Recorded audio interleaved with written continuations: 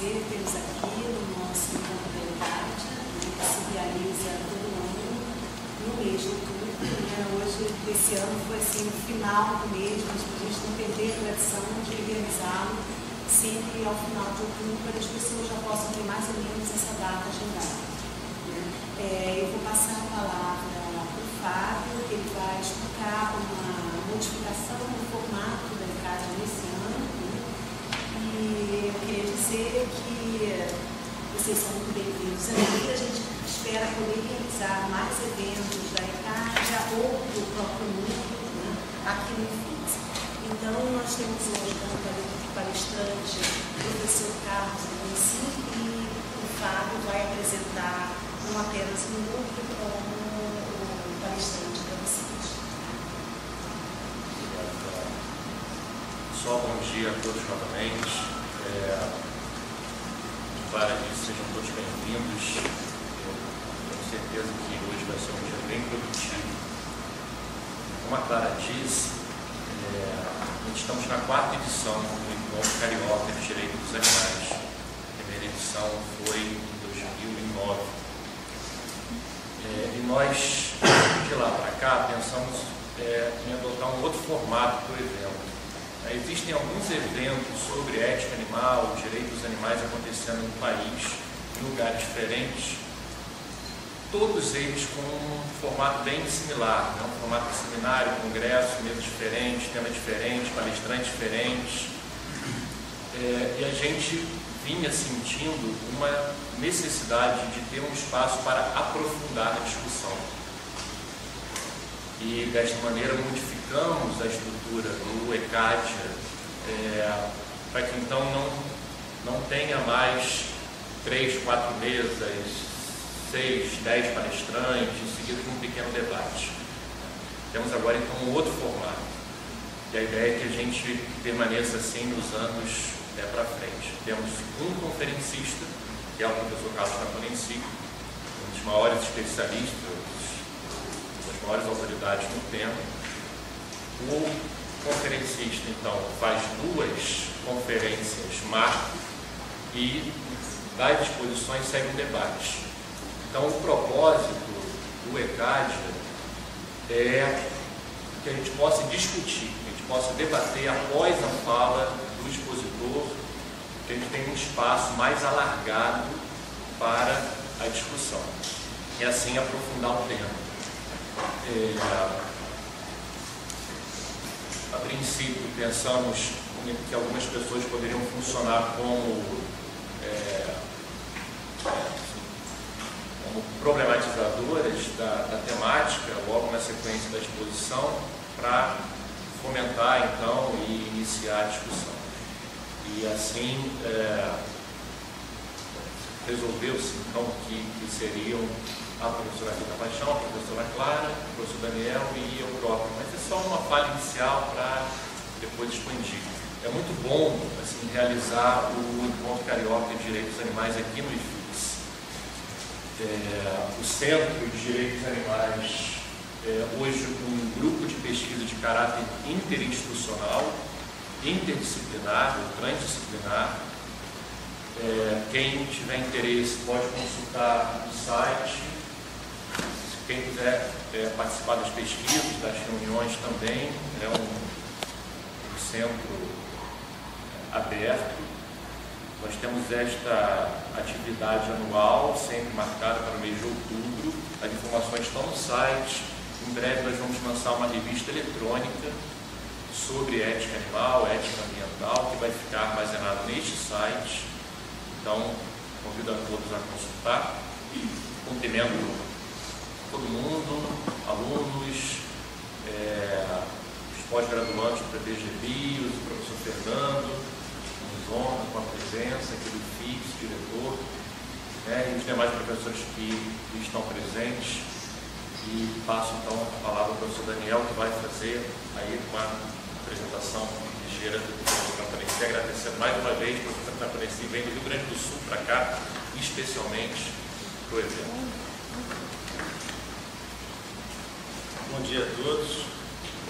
É uma satisfação muito grande a gente poder realizar mais um Encontro Carioca de Direitos Animais. Já estamos no nosso 4º mais satisfação ainda tenho de, nessa oportunidade, estar tendo a possibilidade de contar com a participação do professor Carlos, porque eu tenho uma grande admiração, sempre disse isso.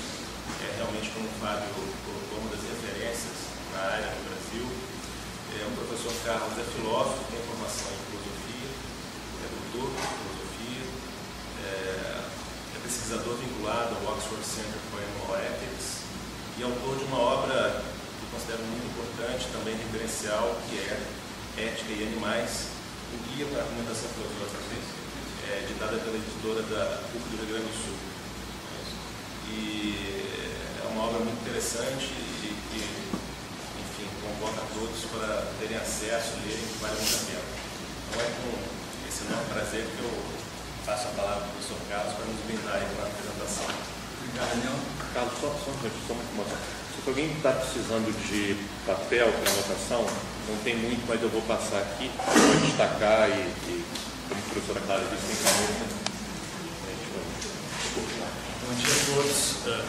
É um prazer muito grande participar dessa edição do ECAD. Agradecer o convite do professor Fábio. Estou muito feliz de estar aqui e estou muito feliz também de saber que aqui no Rio de Janeiro foi criado e está se desenvolvendo um centro de pesquisa em ética animal. Eu sei que não é exclusivamente ética animal, é ética animal e interfaces, inclusive ética ambiental, que é um outro tema urgente de pesquisa e uma contemporaneidade máxima hoje. É importante essas conexões de interface, porque, por exemplo, um tema que é fundamental que o grupo, a Comissão de Trabalho, é se, em que medida, a pauta animalista pode ou deve ser sequestrada pela agenda ecológica. Isso é um tema extremamente importante e difícil. Eu sei que o grupo trabalha, portanto, é muito auspicioso a existência dessa pauta no grupo. Muito bem, a ética animal, a modo como é desenvolvida hoje, ela tem 40 anos. Mas apesar desse tempo todo, ela não perdeu o seu timbre de novidade, né, seu frescor. Eu venho da filosofia, a minha formação, então, tem formação acadêmica formal em filosofia. E talvez antes de começar a fala propriamente dita, seja interessante eu fazer um mapeamento de como a filosofia acadêmica ela pode fazer o cruzamento com a ética animal, tal como a gente conhece essa área. Isso pode dar de três formas. Essas formas não são exaustivas, não são exclusivas, não são excludentes. As três. A primeira delas, alguém pode fazer filosofia e desenvolver certas teses que tocam a questão animal. Mas o próprio pesquisador não é tocado pela questão, não é tocado pela causa. Estou fazendo esse introito porque isso aqui é um ambiente acadêmico, então é interessante trazer esses conteúdos para dar uma ilustrada na problemática de pesquisa. Muito bem, esse pesquisador que participa dessa primeira categoria, ele nunca entra no ringue da filosofia prática. Quem vê de fora, a gente percebe que ele faz uma filosofia demasiadamente mental, muito mental. Olhando de fora, a gente percebe que tem uma falta de engajamento pessoal na questão.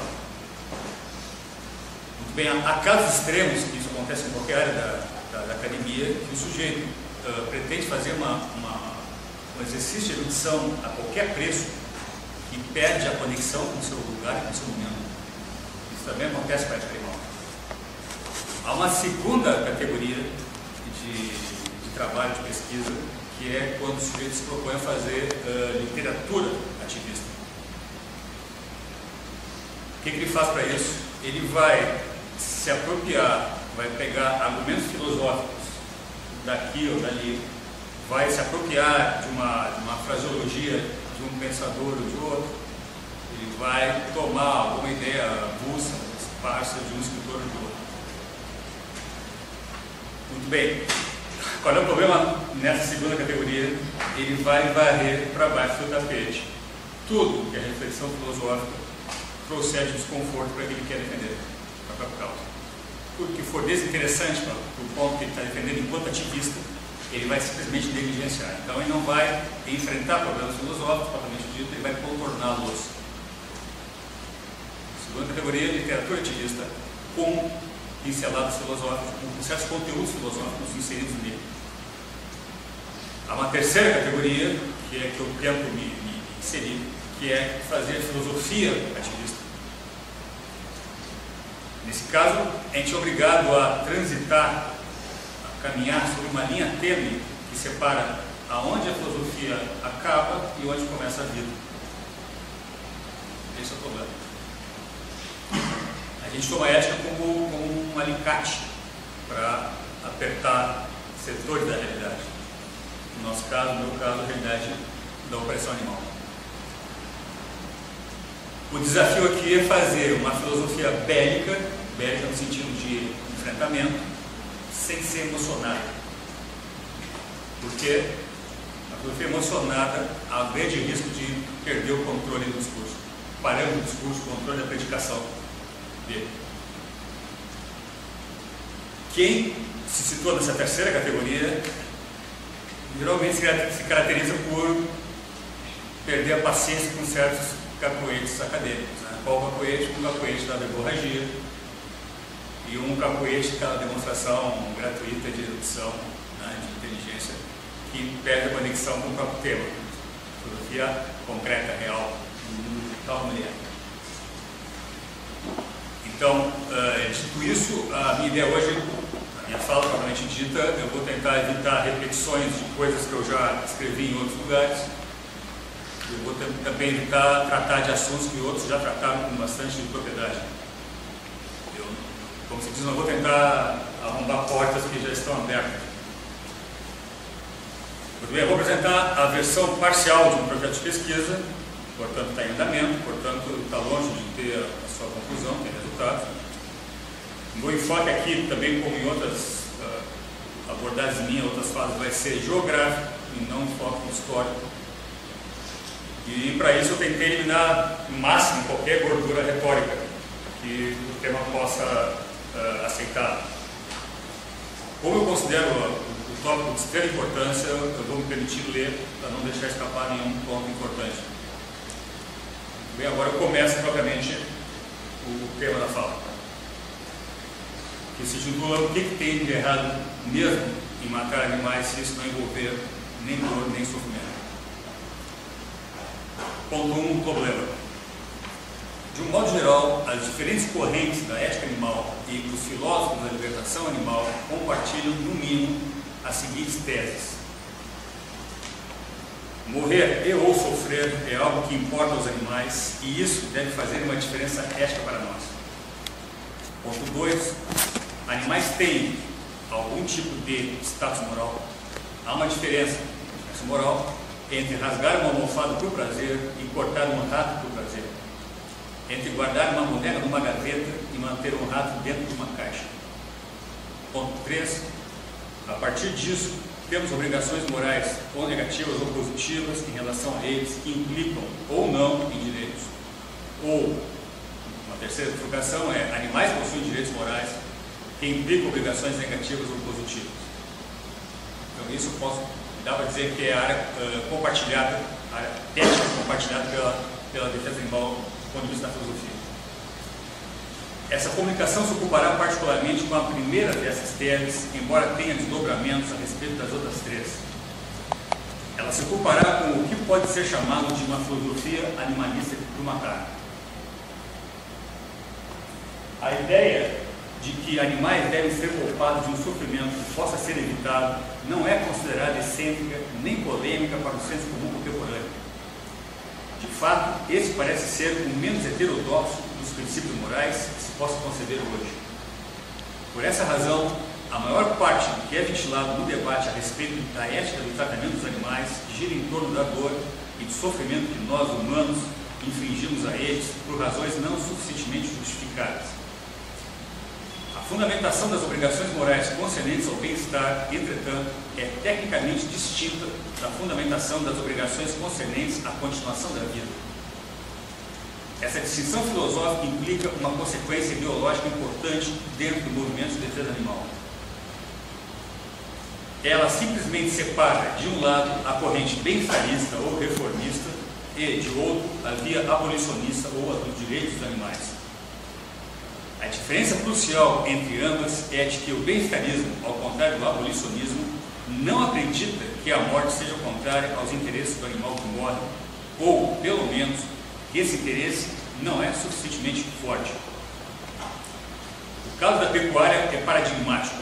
Os partidários do vegetarianismo moral, a corrente do vegetarianismo que funda a moralidade da abolição, enfatizam precisamente que a prática de converter um animal em comida equivale a trazer uma infinidade de tormentos ao mundo gratuitamente, na medida em que tal conversão é, do ponto de vista nutricional, necessária para a maioria de nós.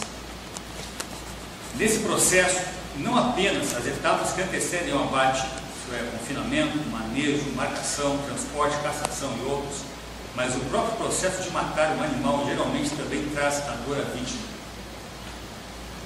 Mas não necessariamente. Em tese, é possível provocar uma morte rápida, inesperada e indolor de qualquer criatura. O uso de um explosivo potente dentro de uma lagoa repleta de peixes, por exemplo, não feriria os princípios do bem-estar animal, já que os peixes lá residentes morreriam instantaneamente, sem dor nem sofrimento. Outro exemplo seria a vivissecção de animais completamente anestesiados dentro dos laboratórios. Por fim, um abate humanitário visando entregar ao consumidor uma carne ética por meio do uso de gás argônico, supostamente traria a morte de modo praticamente imperceptível para o animal. Note-se que, nesses e em outros casos, estamos diante de um problema meramente prático, isto é, como minimizar a dor durante o processo de matar, a ser resolvido também por medidas exclusivamente práticas. Por isso, o apelo ao sofrimento animal desnecessário não obriga um bem-estarista a problematizar, muito menos a alterar sua posição moral na justificação do abate.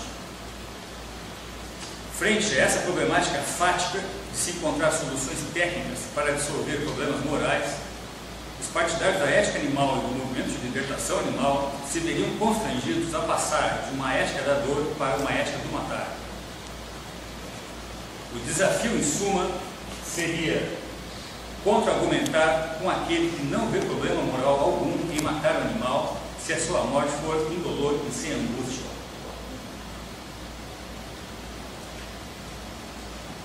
Parece claro que poucas pessoas diriam que o valor moral da vida animal é nulo a ponto de podermos matá-lo sem precisar apresentar nenhuma razão para isso. Mas muitas pessoas não veem objeção moral alguma em matar animais se isso atender a algum interesse humano, seja ele essencial ou supérfluo, desde que o abate seja rápido. De qualquer maneira, os argumentos racionais em oposição à crueldade são muito mais claros e muito menos controversos do que aqueles que se opõem ao mero ato de tirar a vida. Esse contraste é marcadamente reforçado se levarmos em conta nosso sentimento moral de empatia. A empatia é a capacidade de sentirmos como se fôssemos o outro a partir do que sua situação significa para ele mesmo. Essa concepção imaginária da condição alheia tem sido a própria força motriz da libertação animal. Mas esse mecanismo é limitado. De fato, está ao alcance de qualquer pessoa, em princípio, imaginar-se no lugar de um corpo recém-nascido, tem seus dentes arrancados com alicate numa fazenda. Também é possível imaginar um corpo morrendo com dor. Mas nenhum ativista pode imaginar o que é ser um corpo já morto. Por quê? Porque imaginar o que é ser um animal morto implica imaginar-se não mais existir. Tal expediente é problemático, para dizer o mínimo. Em primeiro lugar, isso seria logicamente impossível, pois não haveria nada a ser imaginado.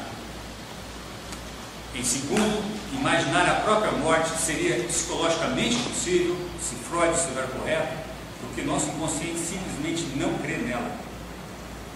Ora, se eu não posso imaginar a minha própria morte, eu também não posso imaginar a morte do corpo. Isso significa que os animais podem contar com a compaixão humana quanto ao seu sofrimento, mas não com a nossa empatia no que se refere à sua morte, para o azar deles. Questões de vida e morte parecem ser filosoficamente mais difíceis do que a mera defesa moral da liberdade e da integridade física, por exemplo. Isso vale não só para o caso humano, mas também para o caso animal. Suponho que seja por essa razão que os filósofos dos direitos dos animais não dedicam tanta atenção a esse ponto quanto a outros tópicos.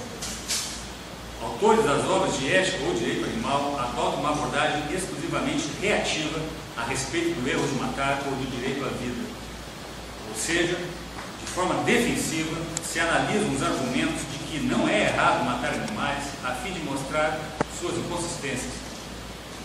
Ou, ainda, se ataca cada uma das razões pelas quais se poderia pensar que um animal não tem direito à vida. De outra parte, ativistas da libertação animal dão como óbvia a imoralidade do ato de matar um animal, mesmo sem sofrimento. O pressuposto aqui parece ser o de que o mal de matar é tão evidente que dispensaria maiores explicações. Matar põe fim à vida e é mal deixar de viver. A morte faz com que a vítima morra e isso é algo simplesmente ruim para ela. A intuição compartilhada dentro do movimento de libertação animal é de que, qualquer que seja a razão pela qual matar um ser humano é um mal, isso também se aplicaria ao caso do abate de animais. E não seria obrigação da defesa animal apresentar uma justificativa para uma crença que quase todas as pessoas já compartilham. De qualquer modo, a discussão sobre a moralidade de matar animais nos faz pensar a respeito da moralidade de matar pessoas. Se nós não pudermos concordar a respeito do segundo ponto, dificilmente concordaremos a respeito do primeiro. Mas, infelizmente, não há consenso sobre temas como a moralidade do aborto, da eutanásia e da pena capital, o que mostra o quão problemática é a questão. Na direção reversa desse raciocínio, a pergunta por que é errado matar intencionalmente pessoas inocentes nos convida a pensar a razão pela qual o ato de matar um animal demanda tão pouca ou até mesmo nenhuma justificação da parte daquele que mata. Em grande parte dos sistemas de filosofia moral e das doutrinas religiosas, a primeira e a mais importante regra moral é a que proíbe matar pessoas. O assassinato é considerado um crime gravíssimo no interior das sociedades e nos seus códigos penais. Em termos do pensamento moral ordinário, a reprovação do ato de matar parece envolver a ideia de que é a vida do outro, não a sua, e você não pode tirá-la apenas porque você deseja isso. Esse juízo pode se basear em diferentes crenças, tais como a de que a morte é contrária aos interesses daquele que morre, que normalmente preferimos não morrer, que a morte de uma pessoa tira tudo aquilo que ela tem, ou simplesmente que matar consiste em um ato de violência extrema. Veremos aqui em que medida tais razões também se aplicam ao caso dos animais. Esse é o nosso ponto, se é que se aplicam. Inicialmente, entretanto, se fazem necessários os seguintes esclarecimentos, visando circunscrever o escopo da nossa investigação. A tese, primeiro ponto, primeira restrição. A tese de que a morte é um mal para os animais não implica que a morte consista em um mesmo mal ou dano tanto para os animais quanto para os humanos. Em outras palavras, a questão do valor comparativo entre a vida humana e animal é diferente da questão de se a vida tem algum valor para ambos. De fato, a maioria dos eticistas dessa área sustenta a tese de que os conceitos humanos de futuro, de identidade pessoal e de vida ou morte fornecem um valor moral adicional ao interesse humano em viver ou ao direito humano à vida. Essa tese, é importante notar, não oferece nenhuma objeção ou obstáculo às considerações que veremos a seguir a respeito do erro moral de matar animais.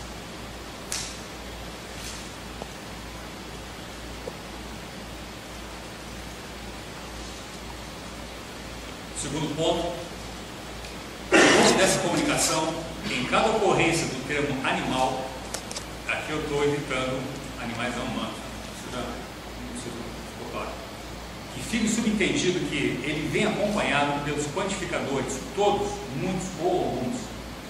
A expressão todos, muitos ou alguns animais, daqui em diante, visa contornar a questão empírica a respeito de quais espécies de animais têm uma vida subjetiva ou uma vida mental, tal que faça sentido lhes atribuir o interesse em viver ou um desejo de viver. Isso se alinha à tendência geral dos eticistas da área em evitar o comprometimento com uma localização precisa de certas capacidades no reino animal, notadamente a ciência. Terceira restrição: há de se ter em mente a distinção entre a noção de morte, ou de estar morto de um lado, com a noção de morrer do outro. O foco desse ensaio é o evento morte e não o processo de morrer, que frequentemente é uma fonte de dor e sofrimento para a vítima. A morte como evento consiste precisamente no término desse processo doloroso, após o qual nada pode haver de ruim para aquele que o experiencia, como bem apontou Epicuro. Como foi dito, o fato de que a vítima é usualmente submetida a tormentos e aflições antes de morrer não oferece qualquer justificativa para a proibição de matar de modo rápido e indolor. Essa resposta daria conta apenas do problema do mal, da dor, e não do mal da morte, se a morte for mesmo do mal. Lição 4. A investigação tratará do que é diretamente errado em matar do ponto de vista daquele que morre. Assim sendo, serão desconsiderados os efeitos colaterais negativos do abate para outros indivíduos que mantêm relações com a vítima, tais como o sentimento de pesar e o medo generalizado entre os sobreviventes do seu grupo. Também não serão levados em conta os impactos ecológicos do evento matar, razões estéticas ou de qualquer outra ordem indireta. Restrição 5. Por fim, o enfoque adotado nesse ensaio é secular. Isso significa pressupor que a morte seja o fim cabal e definitivo da existência.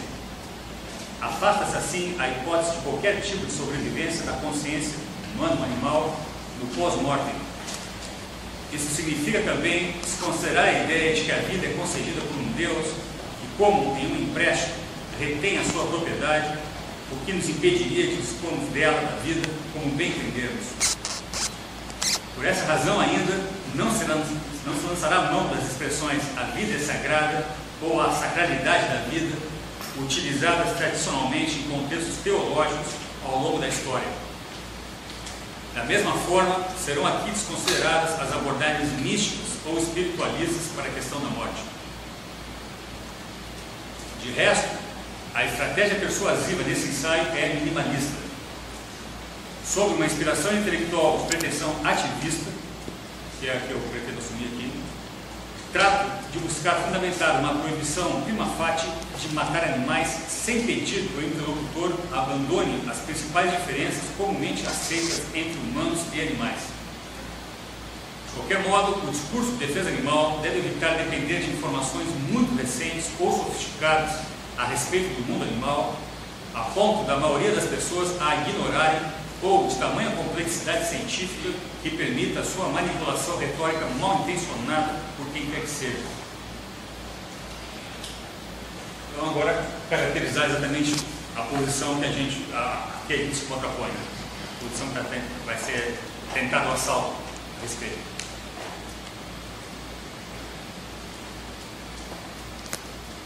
A tarefa a ser aqui empreendida consiste em nada menos do que desafiar o panteão da filosofia ocidental, segundo o qual seria absurdo atribuir aos animais um direito a viver em virtude da falta de autoconsciência, racionalidade e subjetividade de sua parte.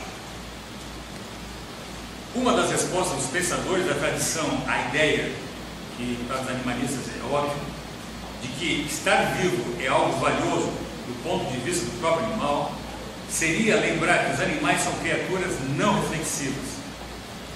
Um porco não é capaz de saber, do seu próprio ponto de vista suíno, o que é ser um porco.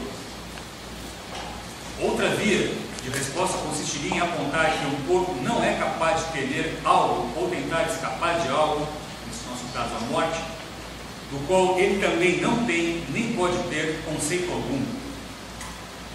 Do mesmo modo que ele, o porco, não pode sentir medo ou se preocupar com um terremoto, dado que ele também não tem nenhum conceito de terremoto. Mas todo e qualquer animal deseja continuar vivendo, alguém diria. Em resposta a isso, a perspectiva filosófica tradicional a respeito de desejos é a de que ter o desejo de alguma coisa exige, do mesmo modo, que se tenha um conceito dessa coisa ou alguma crença sobre ela. Não faz sentido pensar que um corpo possa desejar alguma coisa, no caso, viver, a menos que ele esteja consciente dessa coisa em algum grau. Essa é a posição de Peter Singer e de outros eticistas a respeito da diferença moral entre matar humanos e matar não humanos. Vejamos em que consiste tal perspectiva. A morte é um mal maior para os humanos aqui adultos normais, porque frustra uma preferência central, a saber, o desejo de continuar a existir. Mas os animais, ao contrário, não podem entender a diferença entre viver e morrer, e por isso não podem ter o desejo de viver. Os desejos do corpo são limitados a fins de curto prazo e a objetivos temporários, tais como ter comida, fazer sexo, descansar e perseguir um outro animal. Se o porco for morto sem dor enquanto estiver dormindo, não estaremos contrariando, do ponto de vista do próprio animal, qualquer uma de suas preferências ou desejos. O fato de que o porco luta com todas as suas forças para resistir à tentativa de capturá-lo ou matá-lo não prova que ele deseja viver. Mostra apenas que o animal percebe aquela situação como indesejável e simplesmente tenta escapar dela.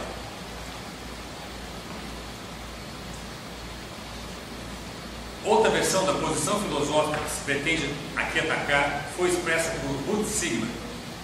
Sigman defende a tese de que a morte não é um infortúnio para os animais, porque eles são incapazes de valorizar a sua própria existência.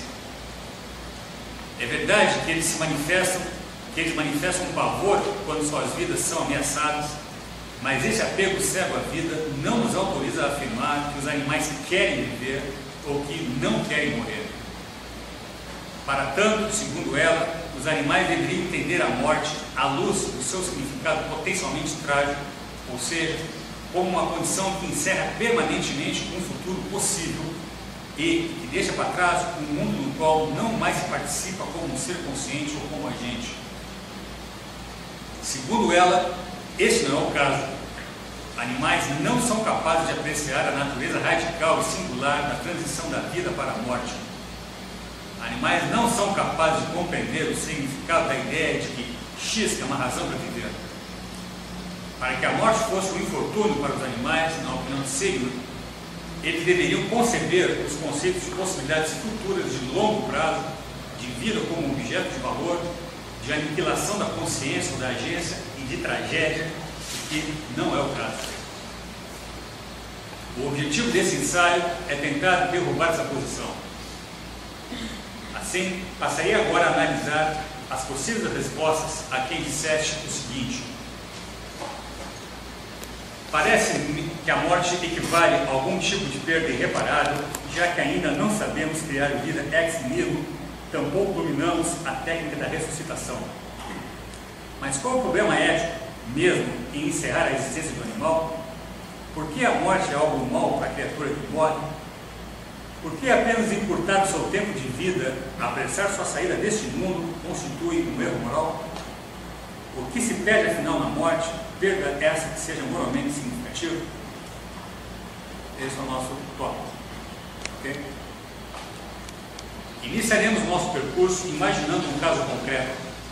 Há algum mal quando um porco, depois de ter sido criado solto em um campo, é abatido de modo inesperado e instantâneo, digamos, com um único e potente tiro na sua cabeça enquanto dorme? Veremos a partir disso as possíveis respostas à pergunta: o que há de errado mesmo em matar animais? Cada uma dessas respostas corresponderá a diferentes razões morais pelas quais um animal pode não sofrer com a morte e ainda assim ser prejudicado por ela.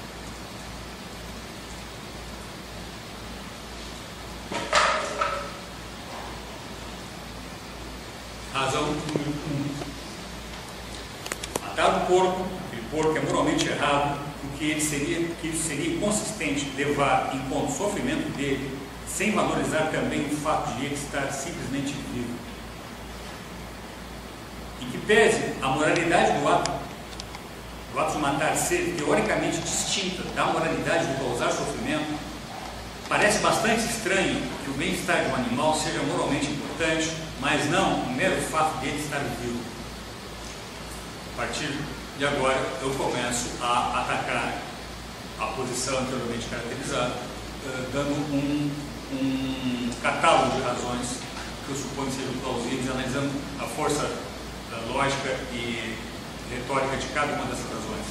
Esse é o percurso da fala para diante. Se a forma pela qual os animais vivem suas vidas tem valor, por qualquer razão que seja, então parece intuitivo que a própria condição deles estarem vivos também deve ser valorizada.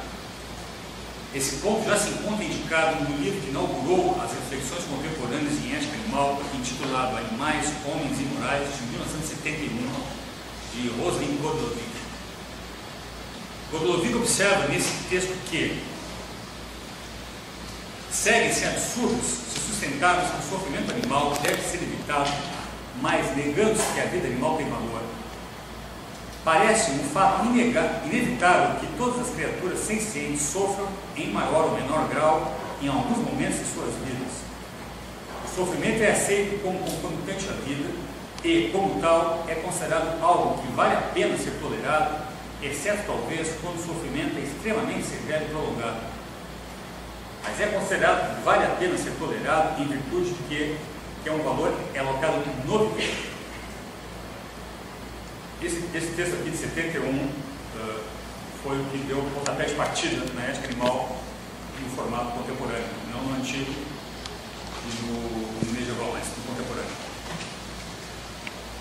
Como outros movimentos progressistas, a libertação animal também visa mudar as concepções morais da sociedade.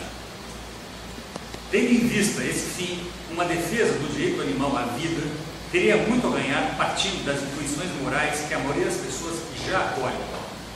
De que forma? O pensamento moral vigente já entende que o sofrimento animal é algo que deve ser levado em conta.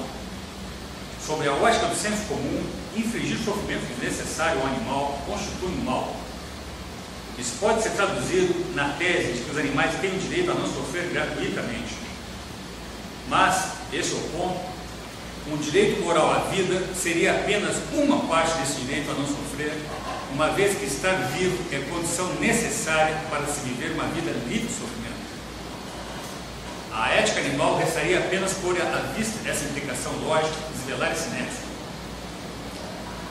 Mas suponhamos que alguém dissesse que não lhe parece evidente, tão pouco intuitivo, que se devemos nos preocupar em como o corpo está vivendo sua vida, então também devemos nos preocupar com a ideia de matá-lo. O que mais poderia dizer a respeito disso? Agora, razão número 2. Matar um porco é moralmente errado porque ele tem um interesse na continuação da sua própria vida. Seria do interesse de um animal evitar uma morte prematura e um encerramento antecipado da sua própria existência? A posição filosófica tradicional concederia que os animais têm, de fato, um interesse em evitar a dor ou sofrimento, mas não um interesse específico em continuar a viver. Mesmo que todas as ações do animal estejam dirigidas, em última instância, à sua sobrevivência, o próprio animal não compreende esse fato e, portanto, sua sobrevivência mesmo não pode ter importância alguma para ele.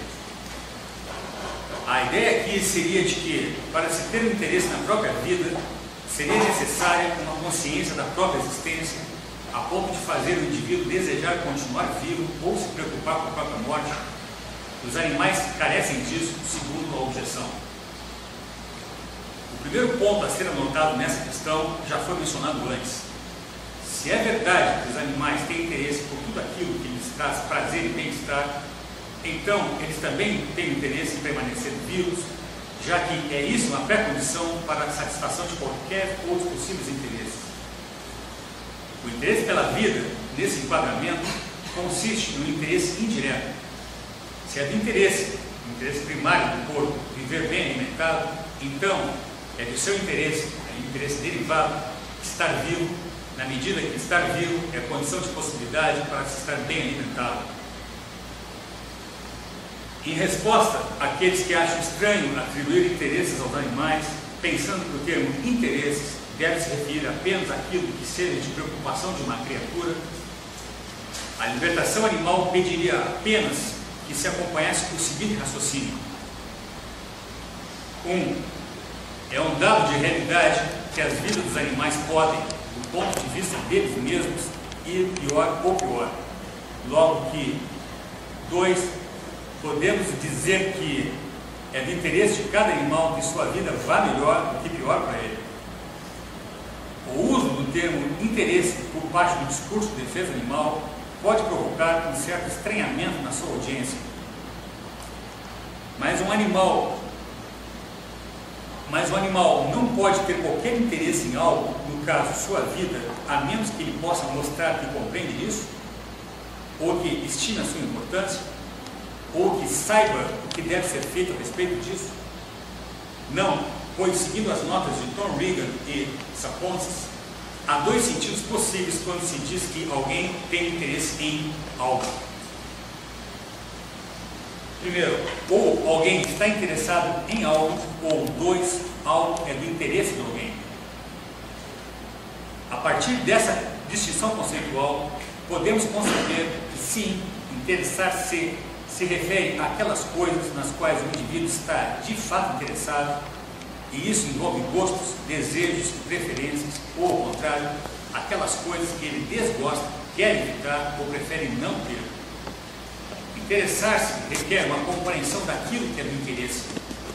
Interessar-se por algo tem como pré-requisito estar consciente desse algo e entender como esse algo nos afeta, afetará ou afetaria. Ora, estamos tratando do interesse pela vida. Para que um corpo se interesse em continuar a viver, ele deveria ter uma concepção de vida e de morte, como as pessoas têm. Admitamos que corpos não têm tais concepções.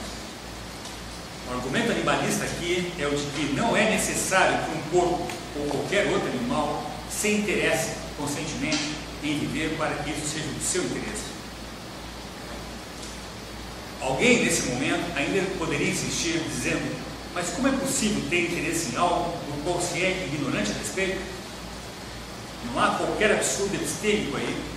Eu tenho interesse no bom funcionamento dos meus rins, mesmo que eu nada saiba a respeito de anatomia ou de cálculos renais. Tampouco há algum disparate moral aí. As pessoas têm o direito a receber as heranças que elas nem sequer sabem que existem.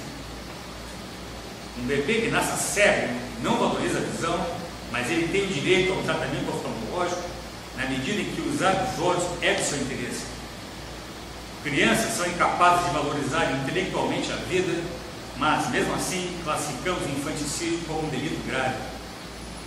Em suma, nada há de filosoficamente problemático em atribuir um direito moral a X a uma criatura que nada saiba a respeito de X, ou que não compreenda, deseje ou valorize X em si mesmo. Esse resultado parece correto ao senso comum, não apenas em se tratando de humanos. Pensemos no crime de crueldade dos animais. Nossas intuições morais ordinárias são fortemente contrárias ao tratamento cruel de animais. Se perguntarmos a alguém: você reprova aquelas pessoas que põem fogo em animais vivos? Não ouviremos como resposta: depende do nível de compreensão do animal nessa questão. Sabemos que alguns meninos colocam fogo em gatos vivos apenas para se divertir. Ser queimado é contrário aos interesses dos gatos, e isso não depende que o gato valorize intelectualmente estar sem queimaduras. Não depende que o gato compreenda, como nós compreendemos, que é um garoto sádico que está lhe causando isso por um motivo fútil. A suposta incapacidade dos animais em entender racionalmente algo se mostra irrelevante, não apenas quanto a sofrer, mas também quando se trata de morrer.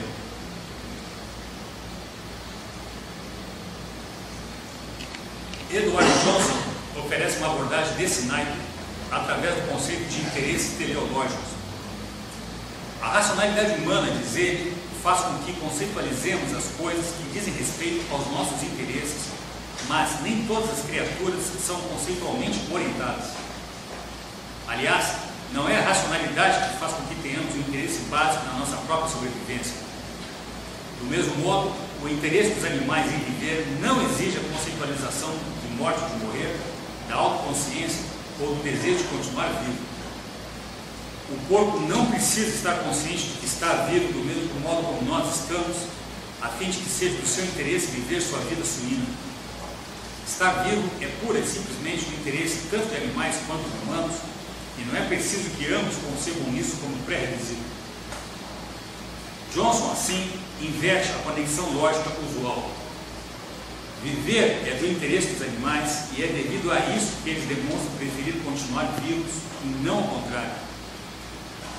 Nessa concepção, cada criatura constitui um processo de vida em andamento, fisiológico e psicológico, com passado, presente e futuro, isto é, telos, e é do seu interesse tudo aquilo que contribui para o funcionamento desse processo. E o que haveria errado em matar nessa ótica?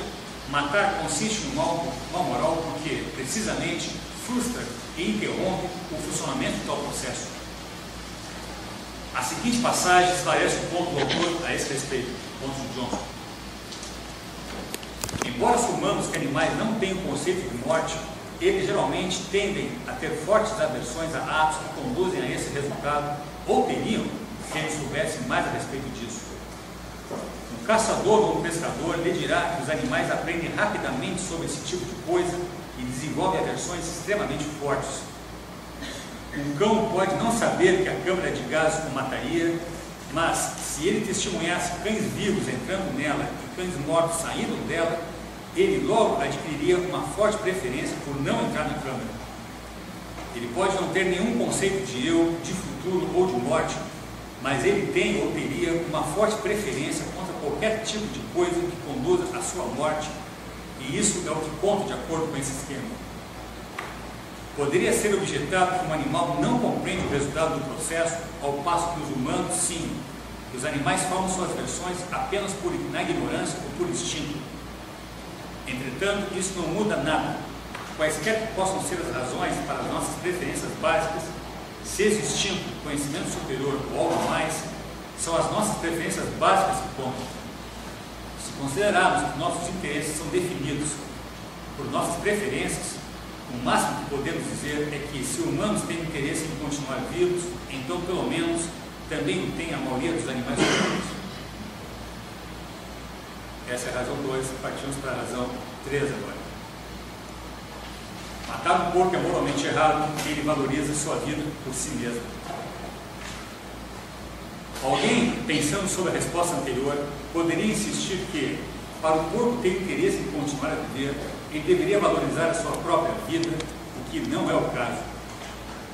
Os partidários da libertação animal normalmente contra-argumentam, apelando para uma evidência comportamental tida como tão óbvia quanto a luz do sol. Quando sua vida está em risco, o animal tenta escapar da ameaça de morte, demonstra grande medo de morrer e luta desesperadamente para se proteger dessa ameaça. Ora, esse comportamento autoprotetor mostra, de modo inquestionável, que o animal valoriza sim a sua própria vida, segundo eles, segundo a defesa animal. A questão, entretanto, não é tão simples quanto muitos supõem. Vejamos, quando um cão foge de uma casa em chamas, ele está mostrando claramente que valoriza a sua própria vida ou que está apenas tentando escapar da dor de ser queimado pelo fogo. É certo que a evolução natural capacitou o cão a temer o calor e as chamas, porque, obviamente, isso pode provocar a sua morte. Mas algo muito diferente é dizer que o cão está fugindo da morte. O cão teria medo, não da morte, mas do processo de morrer, que frequentemente envolve dor, algo que todos os seres sencientes são naturalmente capazes de detectar. Um caso semelhante, embora reverso, seria o de um gato que se joga da janela de um apartamento, cujo proprietário é uma pessoa notoriamente violenta e cruel. O animal estaria apenas procurando fugir do grande estresse e do sofrimento infligidos pelo companheiro humano e não buscando a morte por suicídio. Para fugir da morte ou buscar a morte, uma criatura deve ser capaz de entender a diferença entre viver e morrer. Mas animais não são capazes disso, segundo a objeção.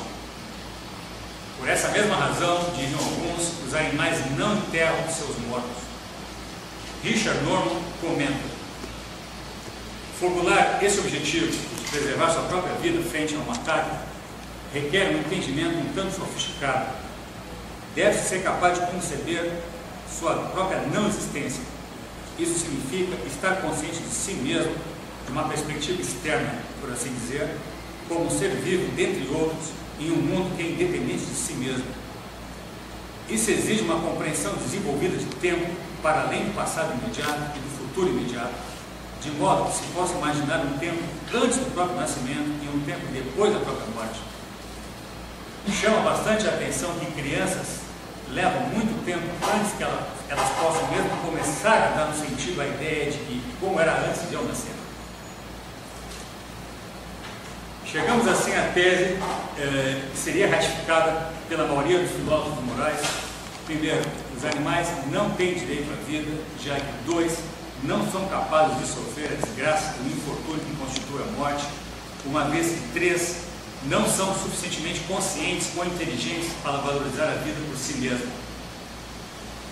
Segundo a tradição filosófica, a vida tem apenas um valor instrumental para os animais, na medida que lhes propicia comer, procriar, descansar e outros prazeres muito básicos e primitivos. Holmes Houston, um outro eticista, descarrega contra essa posição, dizendo que os animais valorizam sim suas vidas intrinsecamente por si mesmos, ainda que de forma não consciente. Segundo Houston, não apenas animais, mas todos os organismos vivos são sistemas avaliativos, ou seja, entidades que demonstram que têm valores por meio de seus comportamentos orientados a fins como crescimento, reprodução, cura de patologias e resistência à morte. Qualquer animal é um organismo que busca estados valorados, escolhendo, preferindo, priorizando um estado X a um outro Y. Isso significa que todo animal é um indivíduo autovalorador por inteiro. Um porco se valoriza nele e por ele mesmo. E qualquer criatura capaz de se valorizar tem, ipso facto, um valor em si mesmo, ainda que na ausência da ciência, consciência ou de autoconsciência. O corolário moral da posição houstoniana é o de que, se todo e qualquer animal se valoriza intrinsecamente, então nós temos a obrigação de valorizá-los intrinsecamente também. Talvez possamos dizer a respeito dos animais o mesmo que Thomas Nagel, um filósofo bem conhecido em filosofia moral, descreve a respeito da condição humana. É bom estar vivo simplesmente. Isso significa que a vida vale a pena ser vivida, mesmo quando as más experiências foram abundantes e sobrepujarem as boas experiências. De fato, se puséssemos tanto as experiências positivas quanto as negativas de lado, supondo que nada mais negativo ou positivo nos acontecesse, a vida ainda teria um valor final positivo em vez de neutro. Segundo Nagel, esse valor positivo é dado pela própria experiência de viver e não pelas experiências positivas que a vida nos traz. Passar para a razão número 4, justificativa número 4. Que é, matar um porco é errado, porque isso priva o animal de oportunidades futuras valiosas.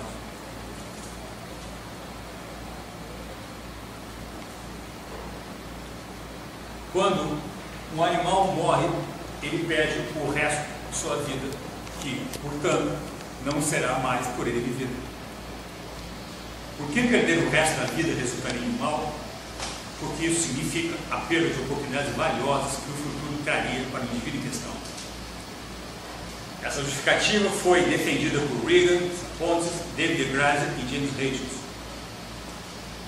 Eu diria que a maioria dos filósofos da ética animal adota essa via de defesa. Segundo essa concepção, a morte é um infortúnio para os animais, porque eles teriam uma vida inteira pela frente para ser vivida, e ao morrer, jamais conhecerão os momentos de prazer e satisfação que a vida lhes proporcionaria no futuro, se eles não tivessem morrido.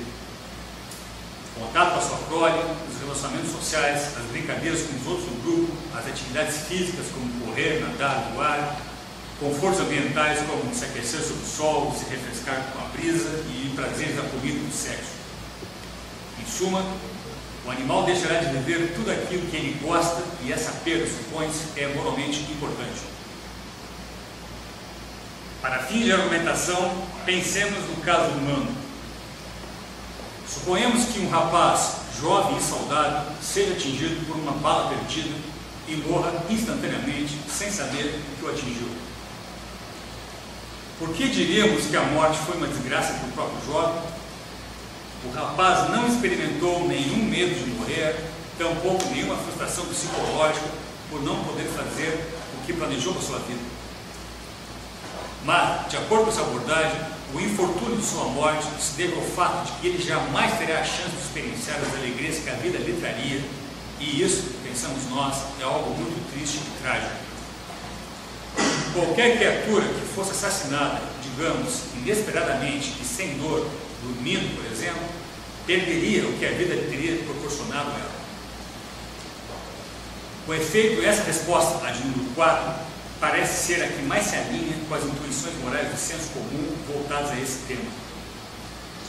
Excluindo-se os casos dos mártires e dos suicidas, nos quais a própria morte é exatamente aquilo que é almejado, as pessoas não desejam morrer. O processo de morrer nos aterroriza, não por si mesmo, mas justamente porque ele conduz à morte. E por que tememos o ponto final dessa jornada? Ora, não é simplesmente porque temos medo da extinção da nossa própria consciência ou o ingresso num estado vazio chamado morte. Em vez disso, continuar a viver é tido como uma condição necessária para a satisfação de quase todos os projetos e desejos humanos para o futuro.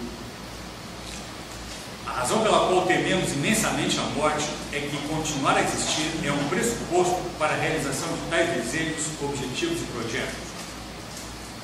Com Nagel, podemos nesse caso dizer que, para investigarmos o que é mal a respeito da morte, devemos nos perguntar o que é bom a respeito da vida no final. E o que seria isso? O que achamos desejável na vida são certos estados, condições ou tipos de atividade. É estar vivo, fazer certas coisas, ter certas experiências que consideramos bom. Mas se a morte é um mal, é a perda da vida que é objetável, em vez do estado de estar morto, ou de ser não existente, ou de estar inconsciente.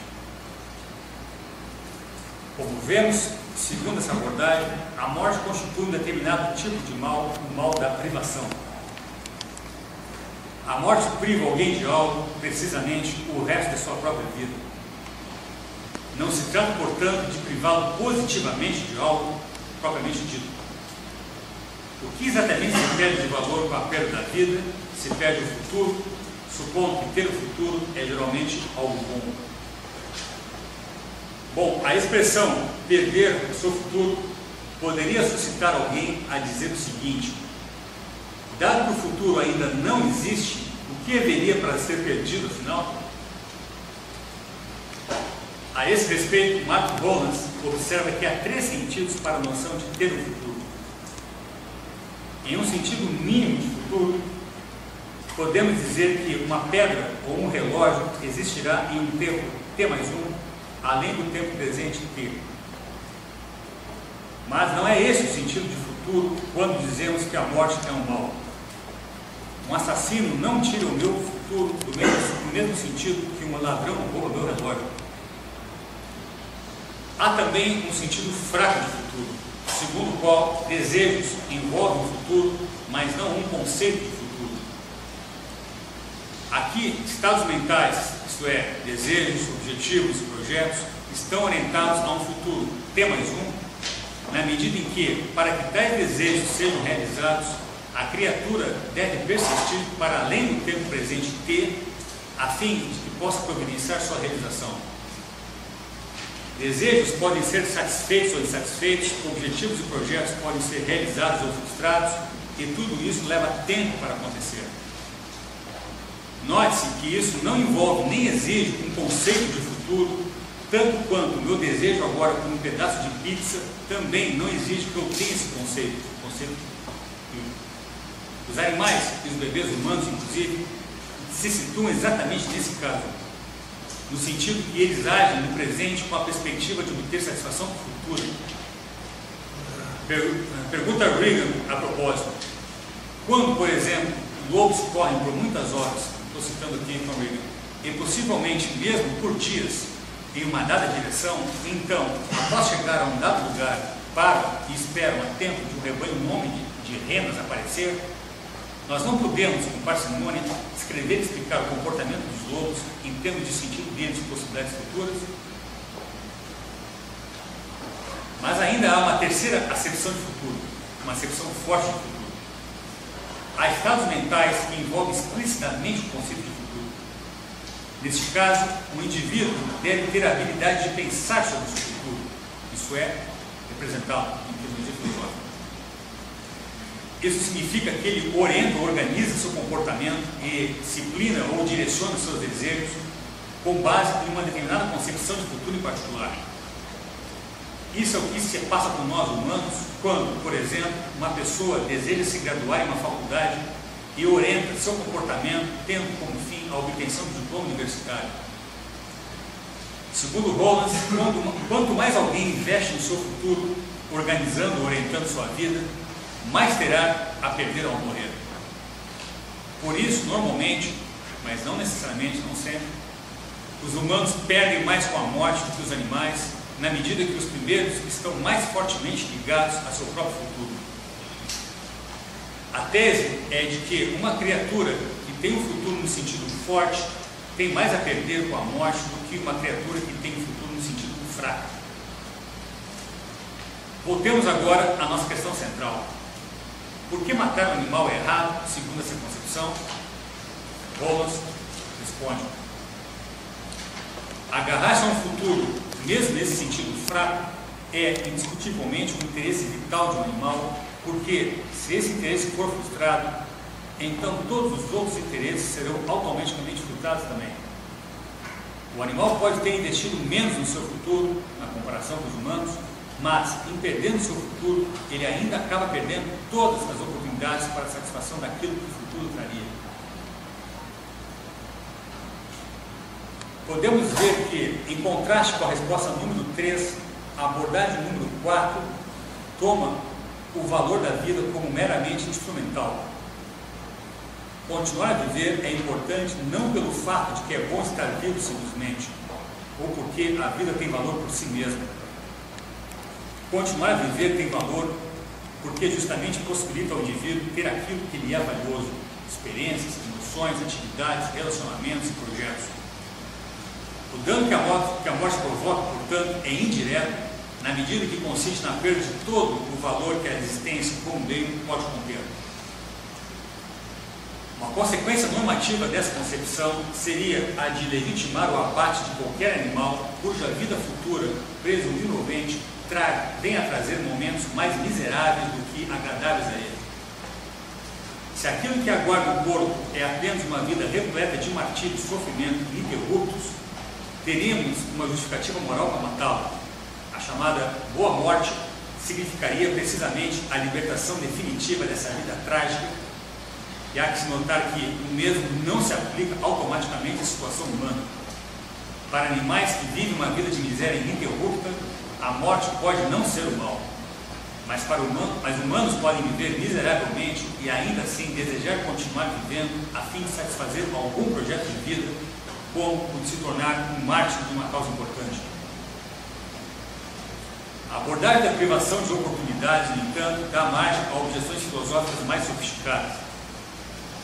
A primeira delas diz respeito ao problema da identidade apontado por Michael Tooley. Caso um animal viva apenas instintivamente, momento a momento, o ato de encerrar sua vida não irá destruir nenhuma oportunidade futura do ponto de vista do próprio animal.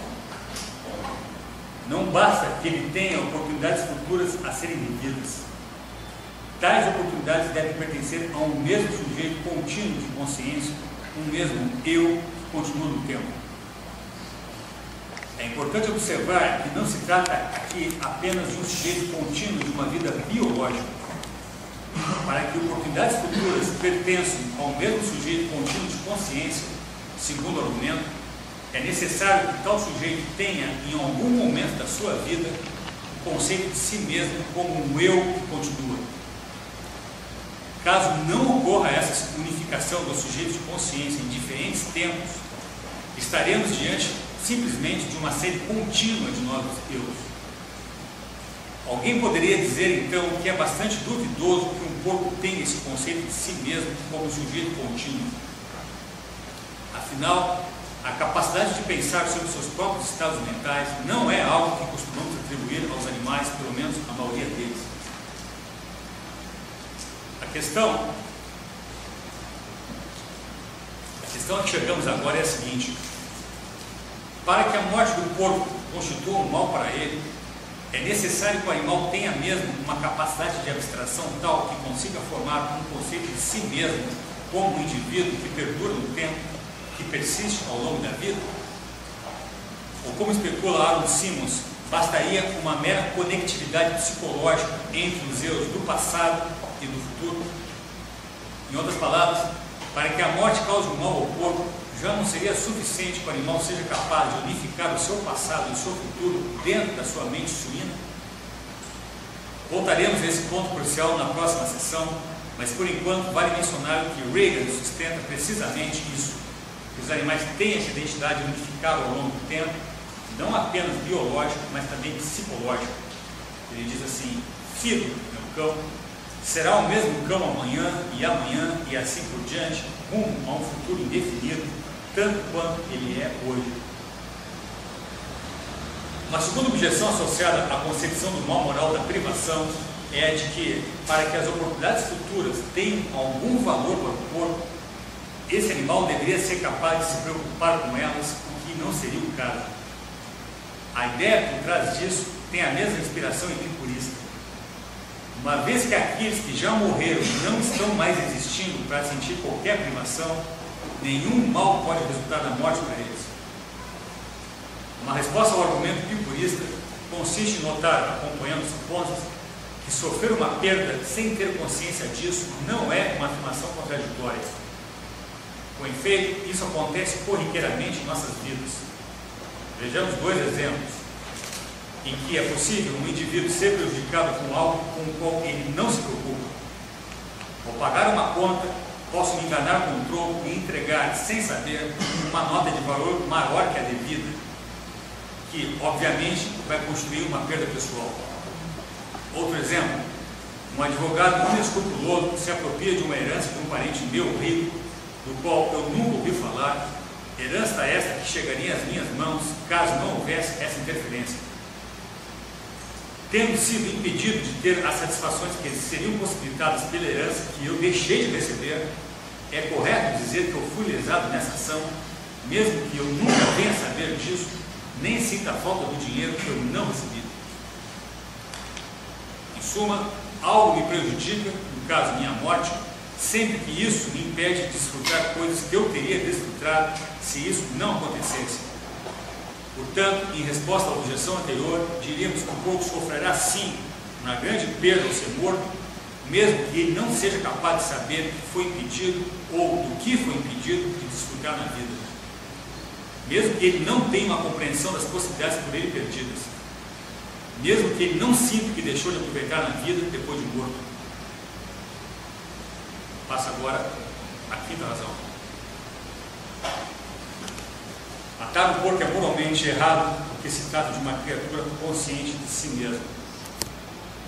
Esse ponto é filosoficamente mais complicado. Vocês notam que há um crescente de força lógica. Estamos chegando no gargalo desse rol de justificativa.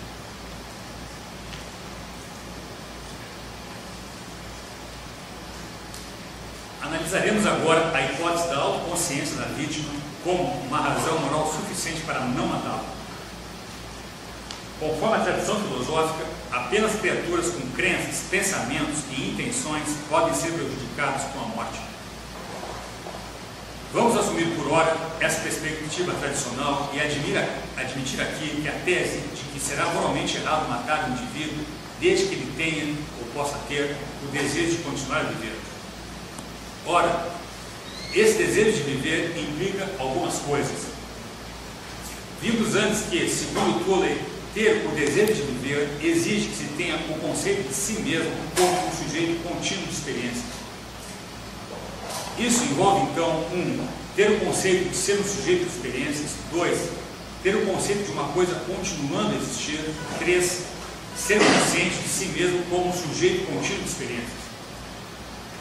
Dito de modo mais simples, para uma criatura poder ter o desejo de viver, ela deve ser autoconsciente. Chegamos assim à seguinte questão crucial: todos, muitos ou alguns animais são autoconscientes? A visão tradicional, a visão canônica a respeito é a de que os animais têm consciência perspectiva de objetos ou de eventos, mas estar consciente que se pensa ou se sente de um determinado modo é um atributo exclusivamente humano.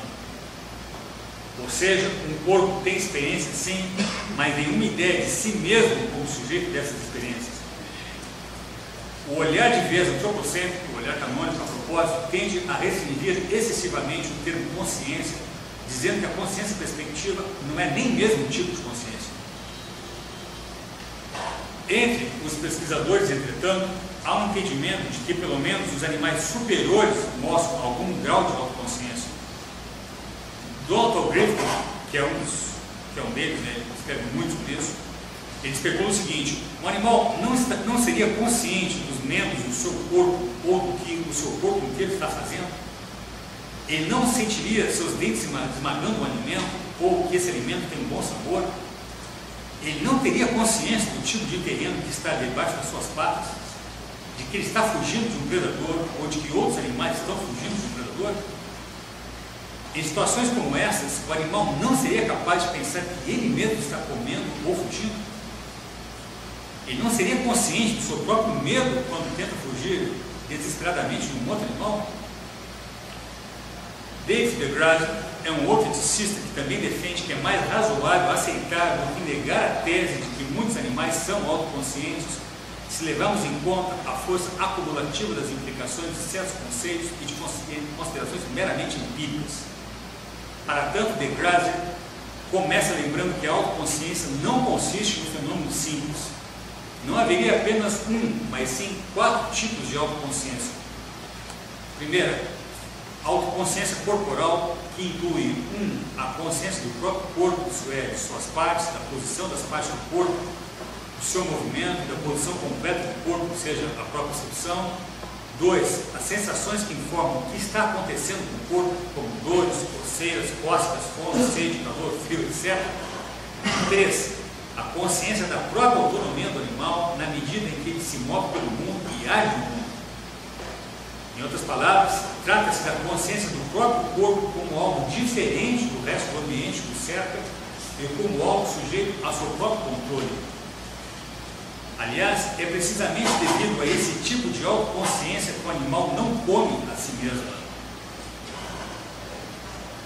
2. A autoconsciência social, que pressupõe uma autoconsciência corporal. É o tipo de autoconsciência presente em animais sociais que os habilita a interagir entre si. Trata-se da consciência de si mesmo como parte de um grupo social com diferentes papéis atrelados a diferentes posições dele. Ao saber que lugar ocupa na hierarquia do grupo, o animal entende as expectativas que recaem sobre si mesmo e como melhor lidar com as interações sociais. Isso inclui, por exemplo, a consciência de estar subordinado ao macho alfa do grupo, seja ele humano ou não. E é exatamente essa autoconsciência social, que faz com que o cão possa estabelecer relações sociais dentro de um lar humano, no papel de um animal de companhia. Terceira, a autoconsciência temporal, que é a consciência de si mesmo como persistindo ao longo do tempo, algo que envolve tanto a autoconsciência corporal quanto a autoconsciência social. E quarto tipo de consciência introspectiva, que é a consciência dos próprios estados mentais, tais como sensações, desejos e crenças. Tomemos um caso bem prosaico. Suponhamos que um cão nos mostre que ele está com fome, algo que qualquer um é capaz de compreender. Ora, isso implica que o animal, primeiro, tem a sensação de fome, mas também, segundo, o animal está consciente que ele mesmo tem essa sensação. Muitos filósofos alegam que essa reflexividade mental é uma exclusiva de criaturas dotadas de linguagem. Essa é a posição standard da filosofia da mente sobre o que se passa com o animal. DeGrasse, entretanto, observa que, Na verdade, na medida em que a autoconsciência corporal se baseia, em parte, em ter várias sensações, e considerando as conexões dessas sensações com o próprio corpo, a autoconsciência corporal pode implicar um tipo básico de autoconsciência introspectiva.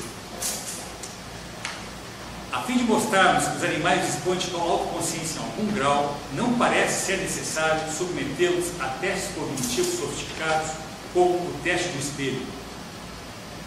Tampouco seria necessário levar em conta o fato de que primatas treinados em linguagem dos sinais referem-se a si mesmos usando essa linguagem, como os chimpanzés, o acho e a gorila pogo.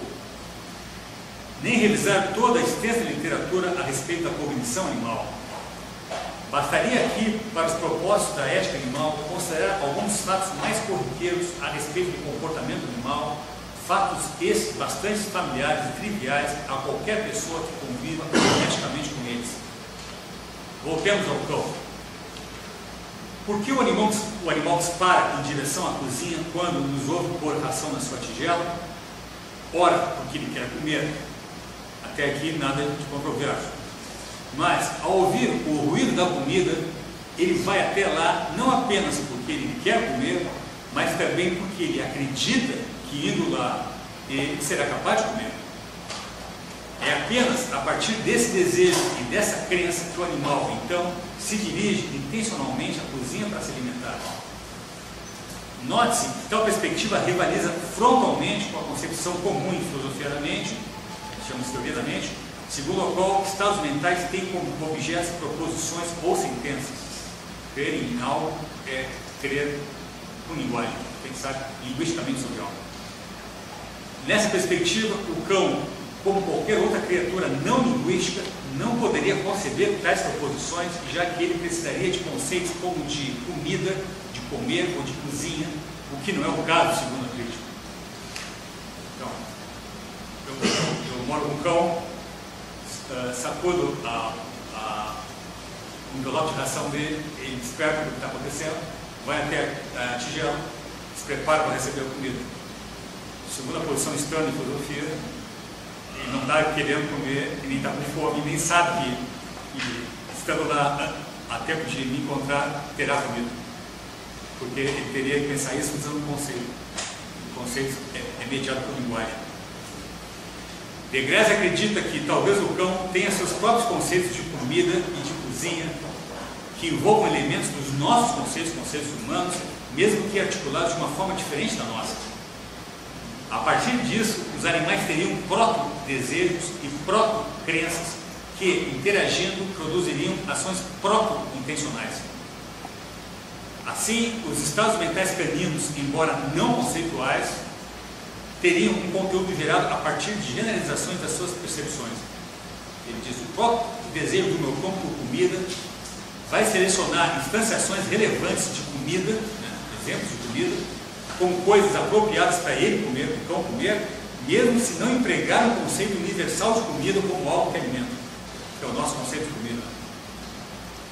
Mas isso não é tudo. Esses desejos e ações intencionais dos animais sugerem pelo menos alguma consciência rudimentar de si mesmo como perdurando através do tempo. Voltemos novamente ao nosso exemplo. Eu penso em dar um passeio com o cão e por isso vou até a porta pegar a sua coleira. Ele, o cão, corre para a porta quando eu pego a sua coleira, é porque, obviamente, ele deseja passear. Além disso, a disparada do cão em direção à porta da casa, com o desejo de dar um passeio, requer também que o animal represente a si mesmo como estando por lá por tempo suficientemente para poder ir à rua. No sentido oposto, o medo por parte dos animais também nos diz algo a respeito da sua autoconsciência. Cães, porcos, galinhas e qualquer outra criatura senciente são capazes de sentir o medo. O medo consiste em uma resposta emocional a uma percepção de perigo destinada a promover a ação de autoproteção. O animal irá temer qualquer coisa que se apresente como uma ameaça de dano a ele. Isso não tem nada de controverso. Isso é algo mais assente, que há de ser assente a respeito do comportamento animal. Pois bem, já que se trata de uma ameaça, esse dano deve ser um dano futuro. Os animais têm, como se sabe, um forte medo de eventos dolorosos. Por exemplo, o cão pode temer ser chutado pelo meu filho quando eu me afastar da casa e sair para o trabalho. Para isso ocorrer, é necessário, por parte do animal, uma consciência da possibilidade de sentir dor, não no momento presente, não naquele momento, mas no tempo que ainda está por vir. Tempo que eu não estiver lá na casa. Conclui-se que toda criatura que sente medo tem, além da autoconsciência corporal, o medo de apanhar, também alguma ideia de si mesma como algo que continua, que permanece em direção ao futuro. Tudo que foi dito a respeito de fatos bastante corriqueiros a respeito do comportamento de cães indica que esse animal é uma criatura consciente, primeiro de si mesmo, como um sujeito de experiências que permanece no tempo, 4, em direção ao futuro. Em outras palavras, tudo isso implica um tipo de consciência introspectiva, isto é, uma autoconsciência. E o que foi dito a respeito de cães valeria para outros animais de igual ou maior sofisticação psicológica. Outro indicador da consciência animal é a capacidade de antecipação do próprio futuro e de memória do próprio passado. Tomemos o caso do movimento de presas e predadores da natureza. Para sobreviver, o animal tem que antecipar tais eventos e escolher a ação mais adequada a ser adotada. Isso, aliás, é um mero resultado da evolução natural. Para tanto, o animal tem que se basear na memória de como agiu no passado em circunstâncias semelhantes. Alguém poderia objetar que essa representação do próprio passado e futuro por parte do animal não é consciente. Ora, na natureza, os animais devem lidar com situações inteiramente novas e diversas variáveis ambientais. Além do movimento de predadores ou de presas, também são frequentes mudanças climáticas, alteração na oferta de alimento em cada nova estação e etc. Não somente humanos, mas animais também têm que saber improvisar. Apenas em situações familiares e em eventos naturais já conhecidos, um processamento de informação totalmente inconsciente, que é o que se imaginou, por parte do animal seria suficiente para explicar o seu comportamento, o que não é o caso em se tratando de ambientes selvagens onde não há previsibilidade de eventos. Para ilustrar esse ponto, pensemos, por exemplo, em um coelho que por muito pouco conseguiu escapar de um ataque de uma raposa. O coelho certamente sentiu pavor naquele momento. Se mais tarde vier a encontrar a mesma raposa, ele supostamente se lembrará tanto da fuga quanto do pavor que sentiu na ocasião anterior. Se isso é verdade, sua memória da experiência do medo não implicaria pensar sobre essas experiências emocionais adversas? Parece que sim. Se o coelho está consciente de um evento por ele lembrado, isso implicaria uma consciência reflexiva do medo recordado. E essa capacidade de memória que torna um animal capaz de ver sua condição atual como apenas uma parte de uma experiência maior do tempo. Suponhamos agora que o próprio animal tenha escapado de um predador apenas porque, no último instante, lembrou-se de se esconder em uma determinada toca. Isso significa que ele se lembrou durante a fuga de que uma certa situação produz um certo resultado. Se o coelho encontrar a mesma raposa na mesma área, ele poderá lembrar não apenas o estado emocional do medo vivido antes por ele, mas também do pensamento de como escapar daquela situação. As considerações anteriores parecem fornecer evidências suficientes de que muitos ou alguns animais são conscientes de suas ações, dos pensamentos e das emoções que a motivam, e principalmente de que eles mesmos estão tendo tais experiências. Isso tudo implica determinados tipos de consciência reflexiva, mesmo que eles sejam rudimentares. É claro que uma questão é mostrar que membros de outras espécies de animais têm experiências conscientes. Outra é descobrir precisamente qual é o conteúdo dessas experiências, que supostamente é diferente do nosso. Mas para os propósitos de uma argumentação em defesa dos animais, já seria suficiente admitirmos que eles têm um certo grau de autoconsciência, mesmo que seja muito limitado, ou, em outras palavras, que eles têm um conteúdo conceito rudimentar de ser o sujeito das suas próprias experiências que permanece ao longo do tempo. Porque isso já bastaria para os fins da libertação animal? Porque, por um lado, criaturas autoconscientes se preocupam de uma forma ou de outra com o que lhes acontece e, se elas são capazes disso, então nós temos uma obrigação moral também de nos preocuparmos com isso. Por outro lado, mesmo concedendo uma autoconsciência mínima e rudimentar, resultaria disso que cada animal assim dotado é um animal psicologicamente único. Como diz Griffith, cada animal é um ator que escolhe o que fazer em vez de um mero objeto totalmente dependente de influências externas. Se isso é assim, qual seria o problema em matá-lo, que é a questão aqui abordada? O mal moral que há no ato de matá-lo provém justamente da destruição dessa consciência única, dessa entidade única, dessa vida única. Passo agora para a sexta e última razão desse catálogo.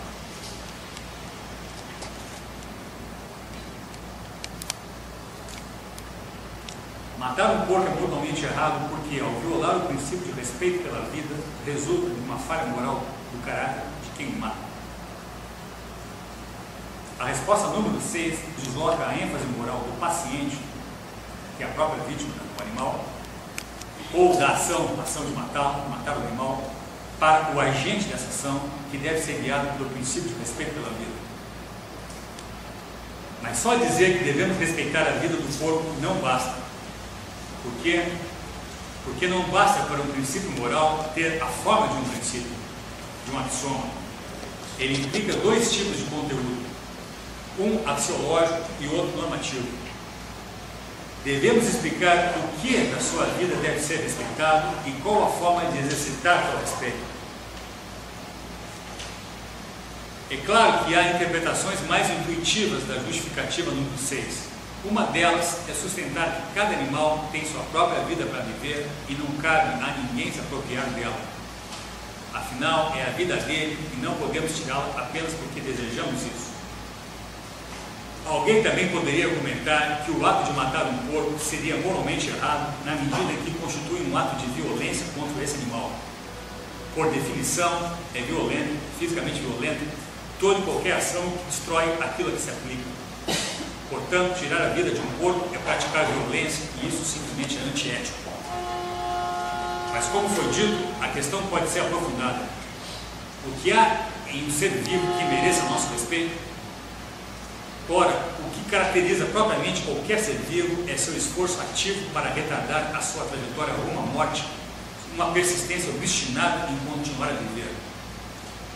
É esse desejo de vida, essa pulsão de vida, que deve ser levado em conta segundo essa perspectiva.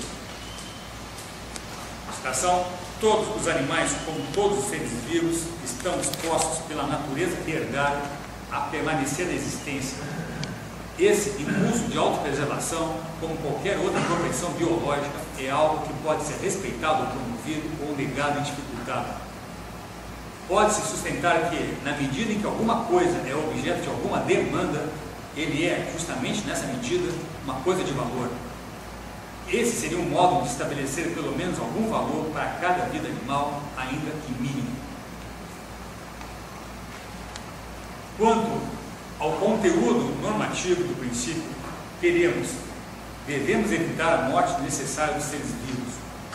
Isso pode ser traduzido em termos de uma virtude moral biofílica, a saber, uma pessoa moralmente boa tenta reduzir a quantidade de mortes necessárias no mundo, se puder fazer isso com o mínimo de esforço. As formulações anteriores, todavia, suscitam uma outra questão. Quando a morte é desnecessária? A resposta é quando ela vier a atender uma mera preferência de quem mata ou deixa morrer. Mas o que é uma preferência nesse contexto?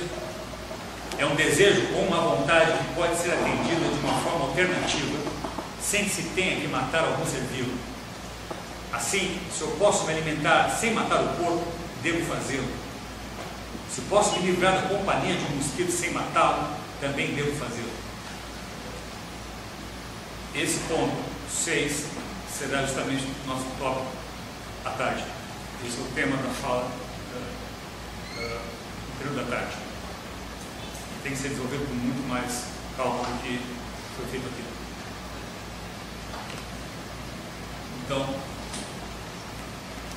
considerações finais. Podemos agora retornar à pergunta inicial condutora dessa investigação. Há algum mal em matar animais? Sim, há. E qual seria ele? A morte de animais é um mal, pelo menos por alguma das razões anteriores. Talvez ela seja um mal em todos os sentidos apresentados antes.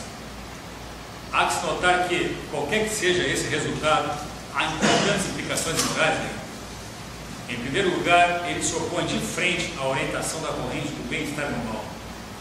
Em segundo, se cometemos um grande erro ao matar animais, esse erro aponta para muito além de uma questão acadêmica ou conceitual. A implicação prática desse resultado é moralmente avassaladora se levarmos em conta a quantidade astronômica de vidas destruídas pelo homem.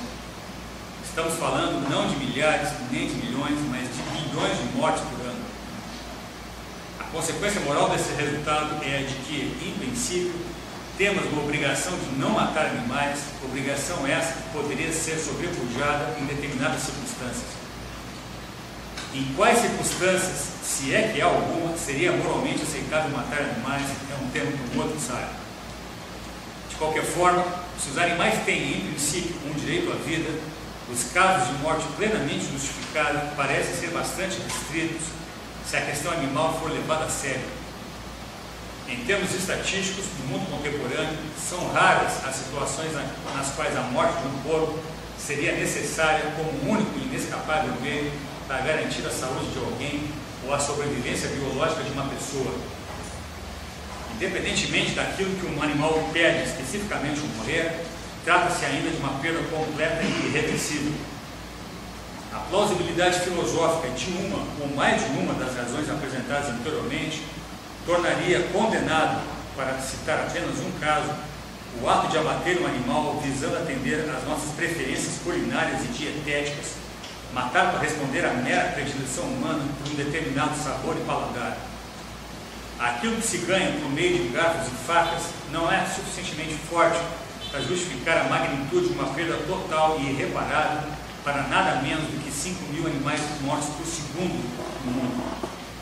Seja qual for a natureza existencial daquilo que é perdido dentro do matador. Obrigado pela atenção de vocês.